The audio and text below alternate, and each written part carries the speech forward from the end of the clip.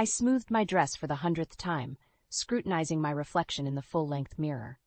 The ivory silk clung to my curves, a perfect fit for tomorrow's wedding. My wedding. A soft knock at the door startled me from my reverie.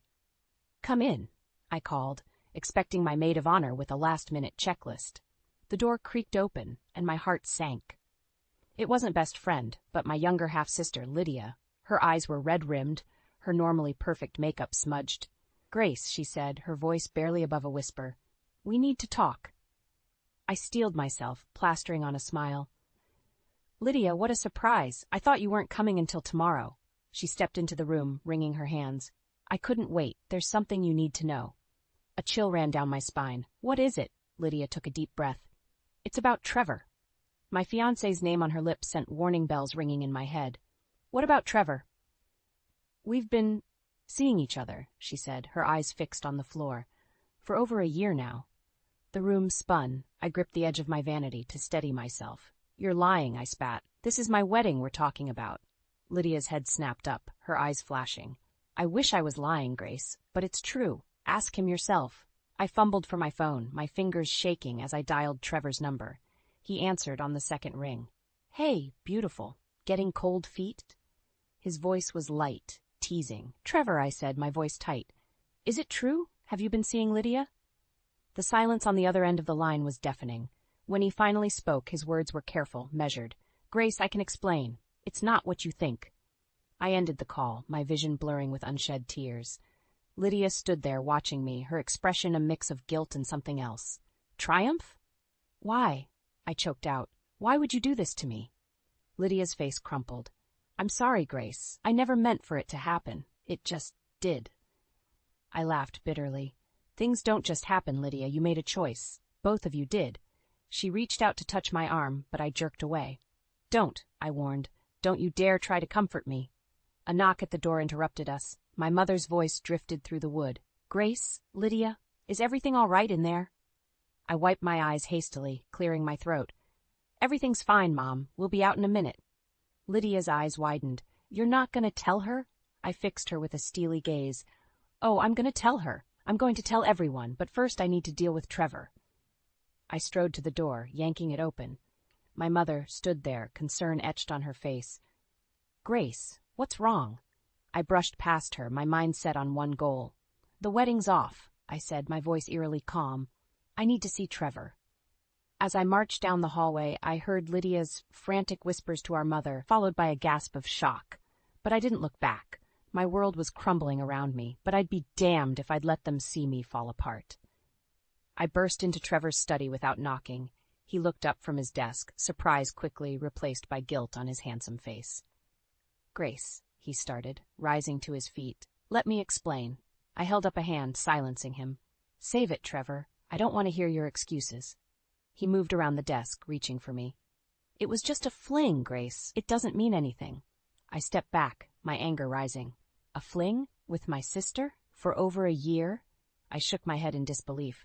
"You've turned our entire relationship into a lie." Trevor's face hardened. "Don't be dramatic, Grace. These things happen. We can work through this." I slipped the engagement ring off my finger, tossing it onto his desk. "No, Trevor. We can't. It's over." As I turned to leave, he grabbed my arm.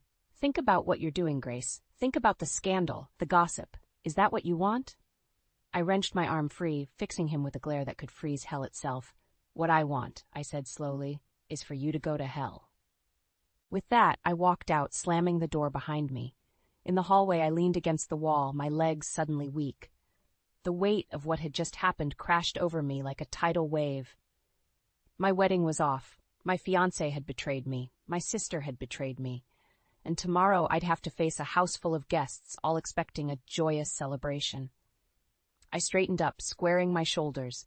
I was Grace Granger, and I'd be damned if I'd let them see me broken. As I walked back to my room, one thought burned in my mind. This wasn't over. Not by a long shot.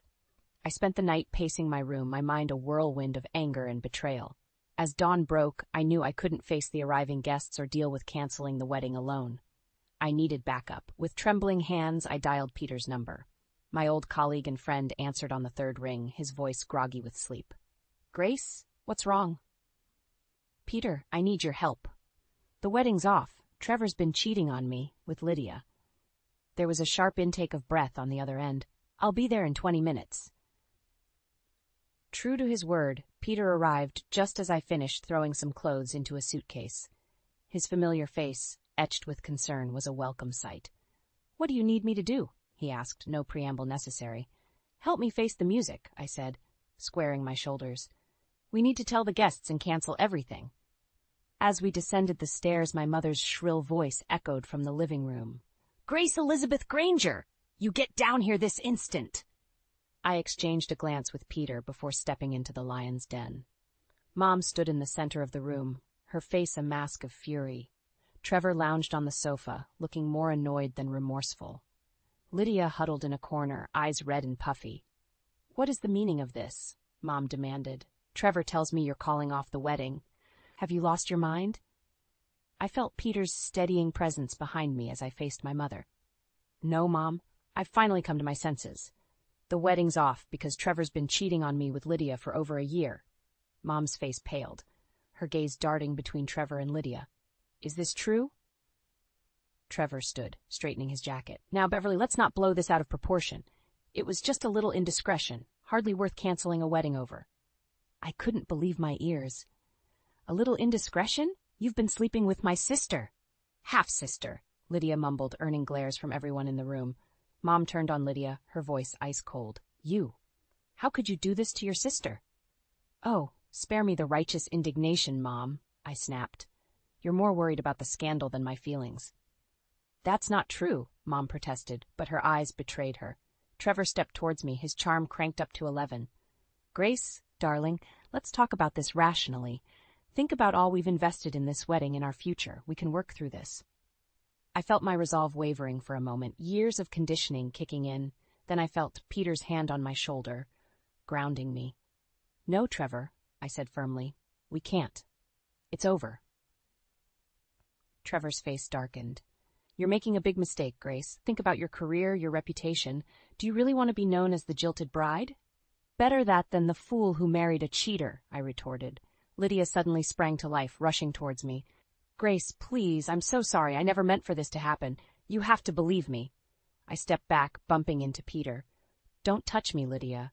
You're dead to me." The room fell silent, the weight of my words hanging in the air. Mom looked between us, her face a mix of shock and disappointment. "What are we going to tell people?" she finally asked. I turned to Peter. "That's where you come in. Can you help me notify the guests and cancel the arrangements?" He nodded, squeezing my shoulder. "Of course. Whatever you need." As Peter and I turned to leave, Trevor called out, "Grace, don't do this. You're throwing away everything we've built." I paused at the doorway, looking back at the wreckage of my life. My cheating fiancé, my traitorous sister, my image-obsessed mother. In that moment, I knew I needed to escape, to find myself again. "No, Trevor," I said quietly. "I'm finally building something real, a life without lies." With that, I walked out, Peter by my side, leaving behind the shattered remains of my old life. As we stepped into the sunlight, I took a deep breath, feeling a strange mix of terror and exhilaration. "Where to now?" Peter asked gently. I thought for a moment, then made a decision that would change everything. "Take me to my childhood home. It's time I faced some old ghosts." The drive to my childhood home was silent, the weight of recent events hanging heavy between Peter and me. As we pulled up to the weathered Victorian house, my stomach churned with a mix of dread and nostalgia. "You sure about this, Grace?"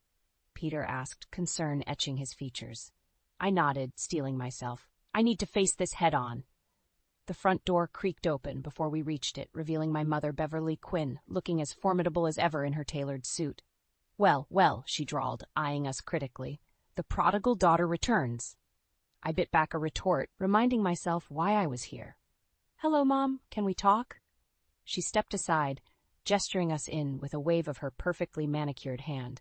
The house smelled the same, a mix of lemon polish and stale perfume that instantly transported me back to my tumultuous teenage years. We settled in the living room, the tension palpable.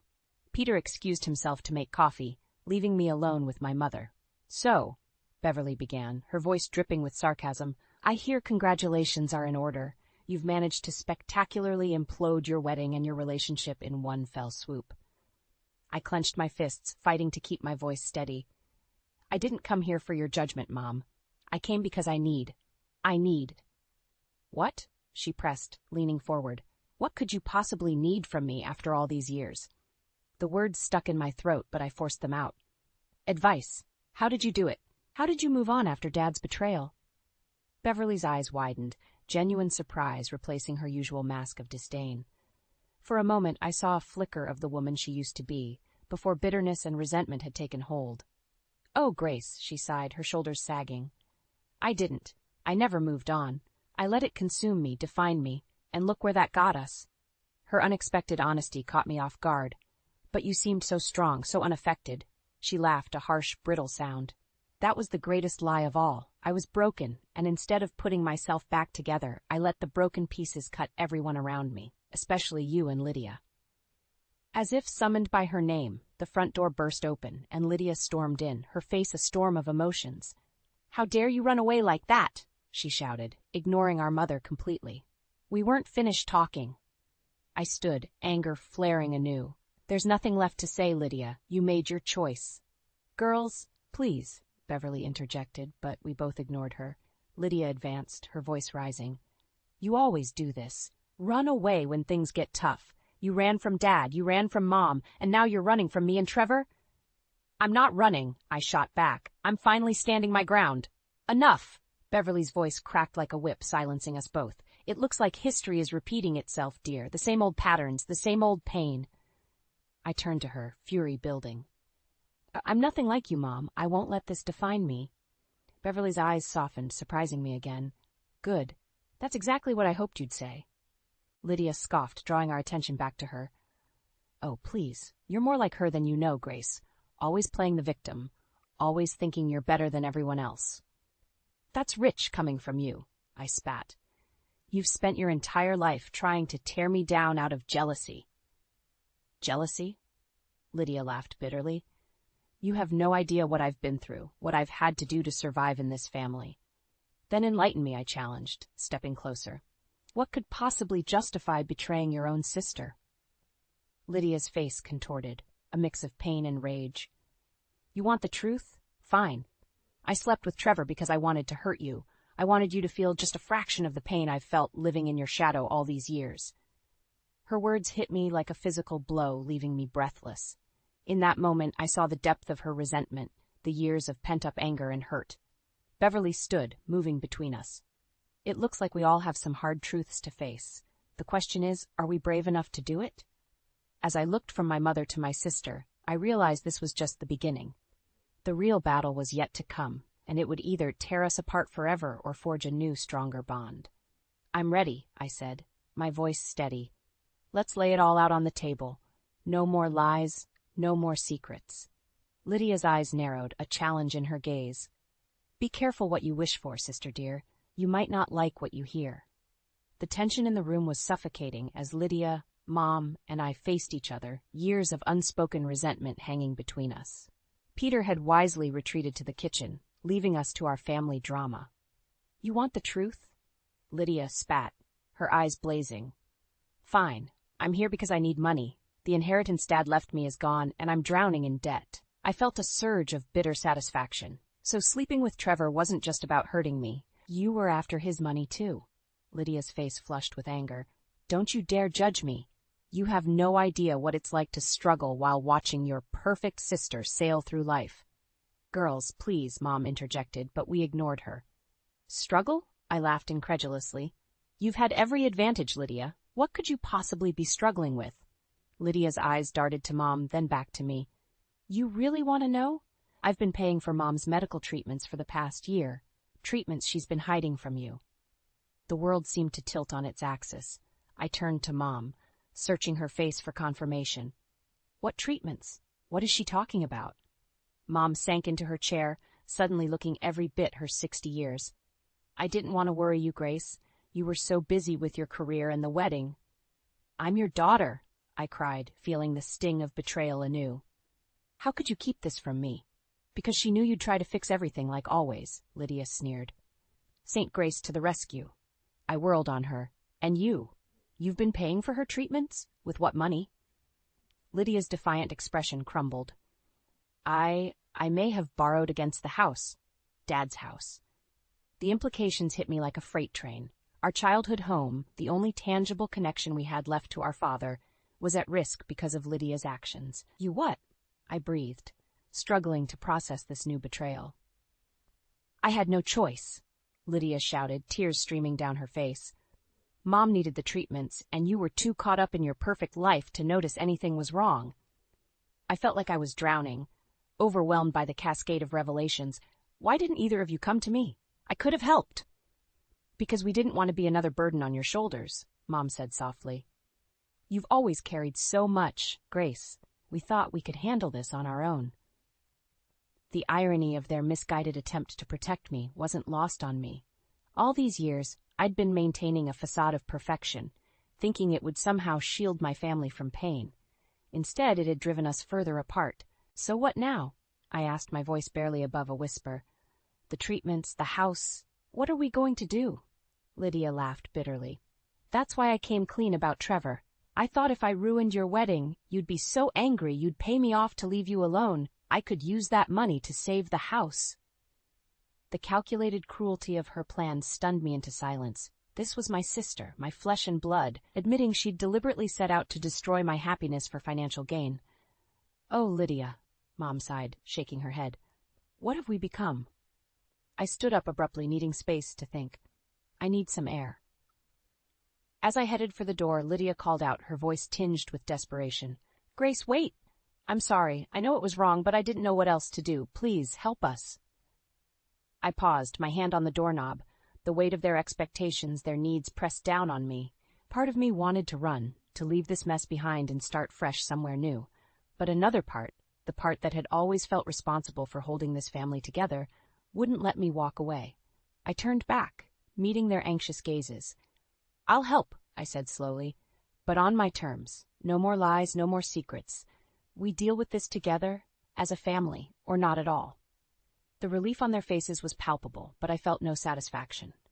As I stepped outside, drawing in a deep breath of cool air, I knew that the real challenge was just beginning. Saving our childhood home, dealing with Mom's illness, confronting the web of lies we'd all woven, it would take every ounce of strength I had. But as I stood there, watching the sun set over the neighborhood where I'd grown up, I made a silent vow. I would find a way through this mess, not just for my family, but for myself. It was time to rewrite our story, to break the cycle of betrayal and resentment that had defined us for too long.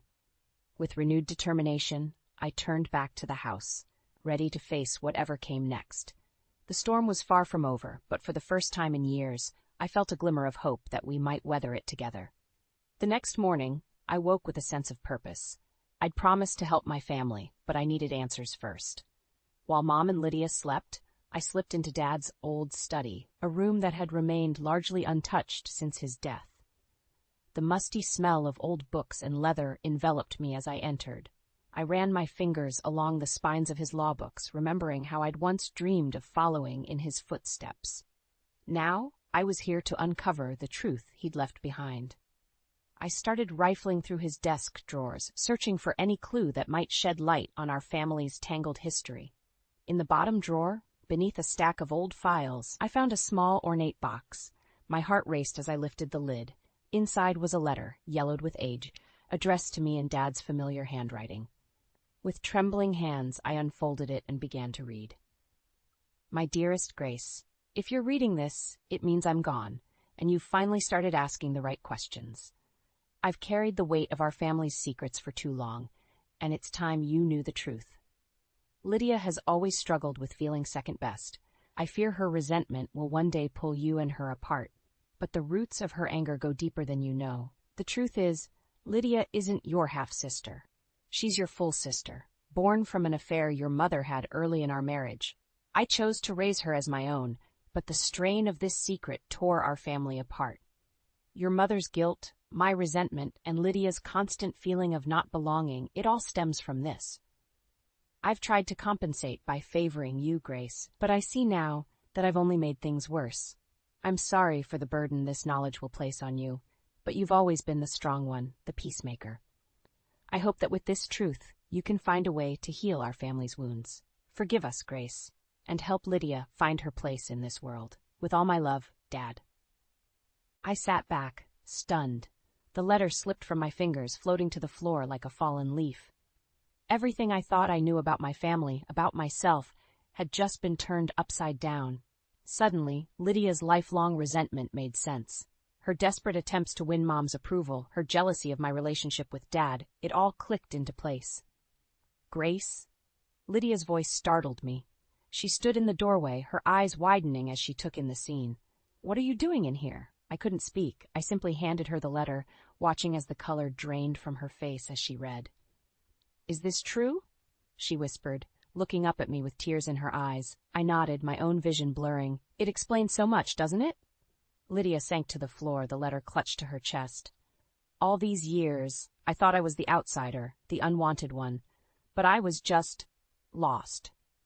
I moved to sit beside her, tentatively putting an arm around her shoulders. For the first time in years, she didn't pull away. We've both been lost, Lydia, I said softly. Maybe it's time we found our way back to each other. She looked at me, a mix of hope and fear in her eyes. How can you even look at me after everything I've done? I took a deep breath, weighing my next words carefully. Because you're my sister, my full sister, and it's time we stopped letting the past define us. Lydia nodded, wiping her eyes. What do we do now? I stood up, offering her my hand. First we talk to Mom, then we figure out how to save the house and get you both the help you need. Together. As Lydia took my hand, I felt a shift in the air between us. The road ahead would be difficult, fraught with painful conversations and hard truths. But for the first time in years, I felt a glimmer of hope. We walked out of the study side by side, ready to face our mother and the future, whatever it might hold. The web of lies that had entangled our family for so long was finally beginning to unravel. It was up to us now to weave something new from the threads that remained. The tension in the air was palpable as we gathered around the dining table that evening. Mom had insisted on a family dinner, a futile attempt at normalcy amidst the chaos of our lives. Peter had excused himself, sensing the impending storm. I clutched Dad's letter in my pocket, its weight a constant reminder of the truth I now carried. Lydia sat across from me, her eyes darting nervously between Mom and me. She knew what was coming. Before we eat, I began, my voice steadier than I felt, there's something we need to discuss. Mom's fork clattered against her plate. Grace, please, can't we just have one peaceful meal? No, Mom, we can't keep burying the truth. It's time we faced it head on. I pulled out the letter, smoothing it on the table. I found this in Dad's study. It explains everything.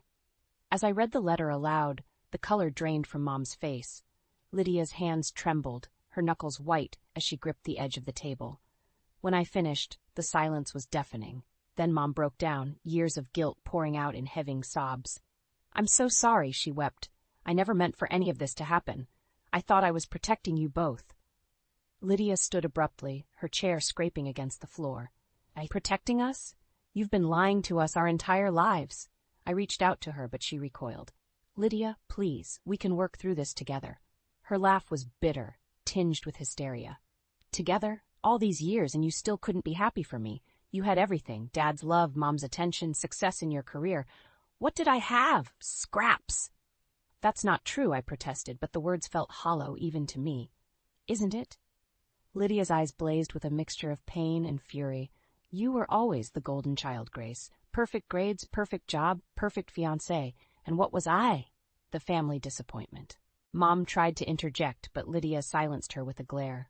Don't. You don't get to play the victim here. You're the one who started all of this with your affair. I stood, trying to defuse the situation.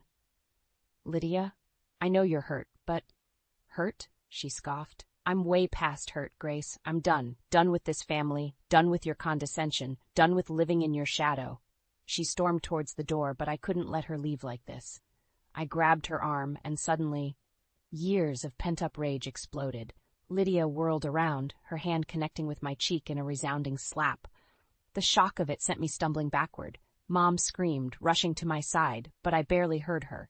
All I could focus on was Lydia's face, contorted with a mixture of satisfaction and horror at what she'd done. Lydia, I whispered, my cheek stinging, What have we become? For a moment I saw a flicker of the sister I once knew in her eyes. Then it vanished, replaced by cold determination. "I'll tell you what I've become," she said, her voice low and dangerous. "I've become someone who's done playing by your rules. You think you can swoop in and fix everything with your perfect grace grandeur touch? Well, you can't fix this."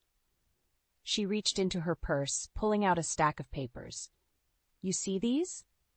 This is my plan to take over Dad's company.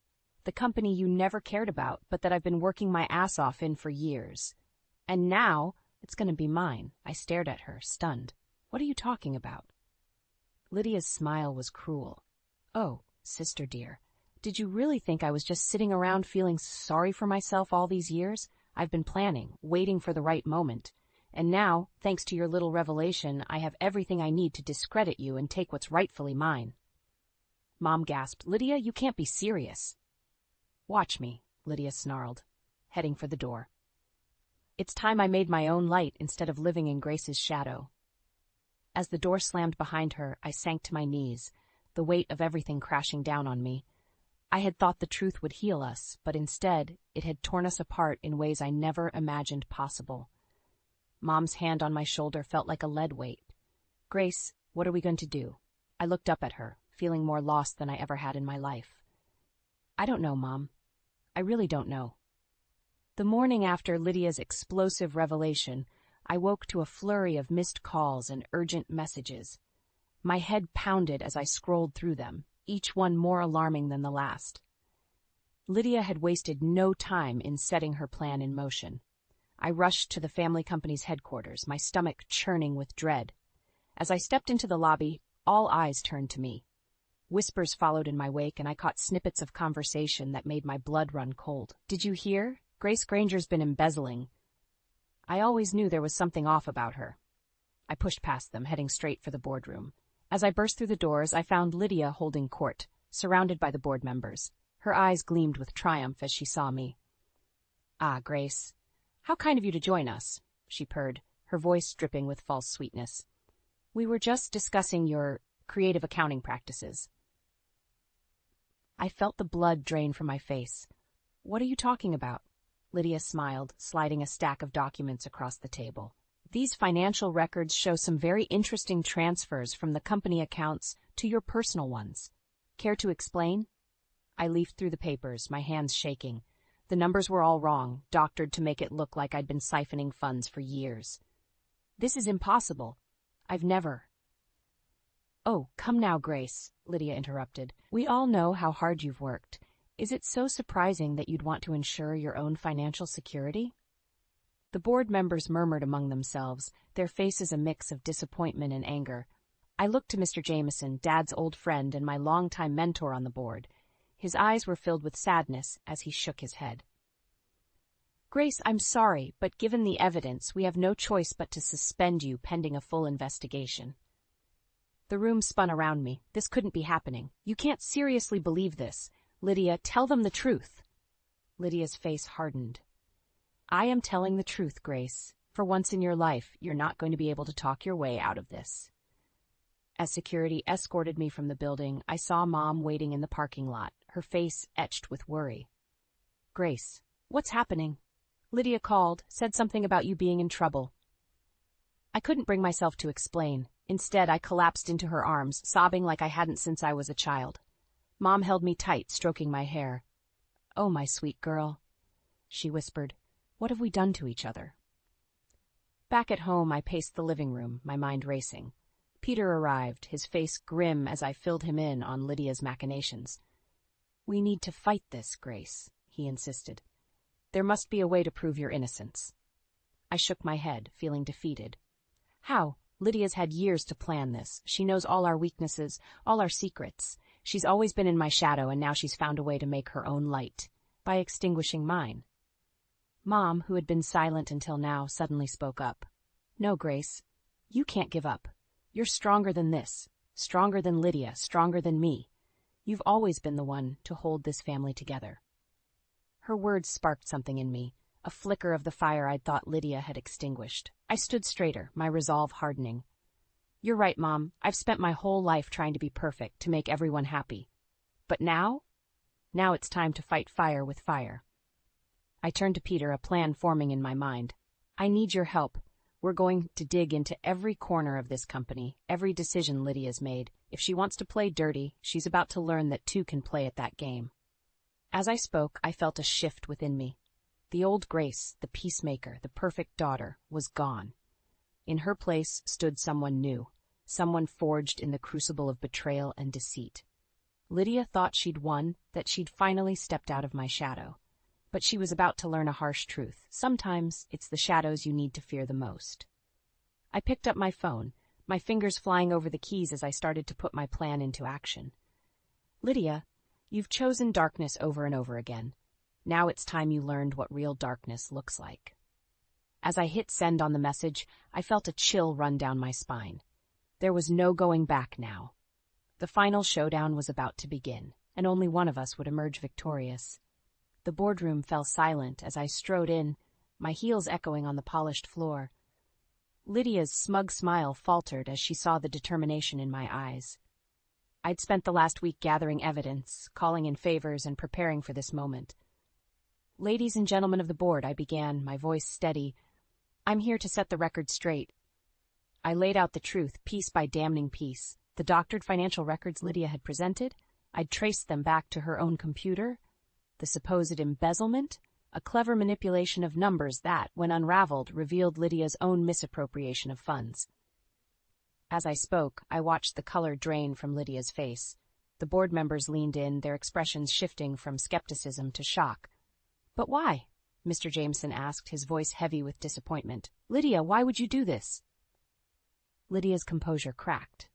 Because I deserved it, she screamed, her eyes wild. I've worked just as hard as Grace, but she always got the praise, the recognition. It was my turn. In that moment, I saw my sister for who she truly was, a wound-desperate woman who'd let her resentment consume her. Part of me wanted to reach out, to comfort her as I had when we were children, but I knew we were past that now. Lydia, I said softly, you've chosen darkness over and over again, but it didn't have to be this way. We could have built something together, supported each other. She laughed bitterly. Always the perfect sister, aren't you, Grace? Even now, you think you can fix everything. No, I replied, shaking my head. I can't fix this, but I can move forward. I turned to the board.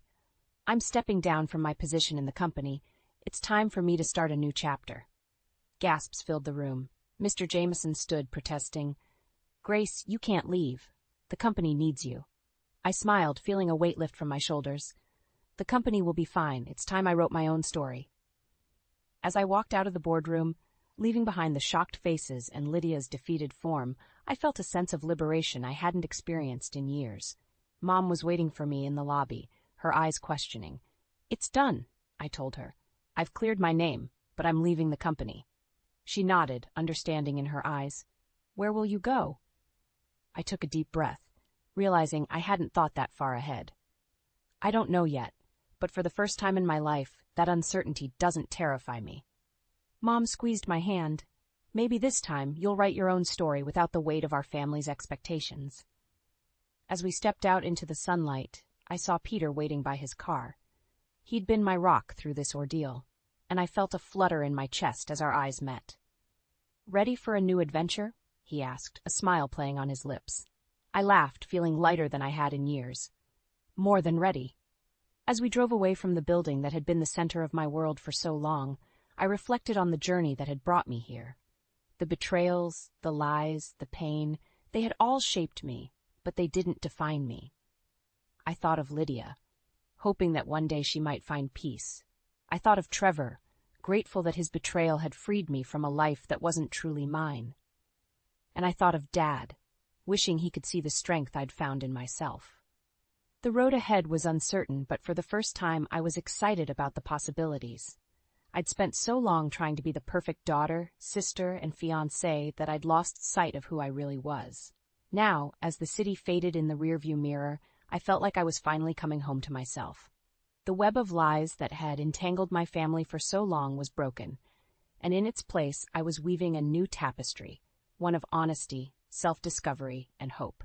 So, Peter asked, glancing at me, where to? I smiled, feeling the warmth of the sun on my face and the promise of a new beginning in my heart. Anywhere, I replied, as long as it's forward.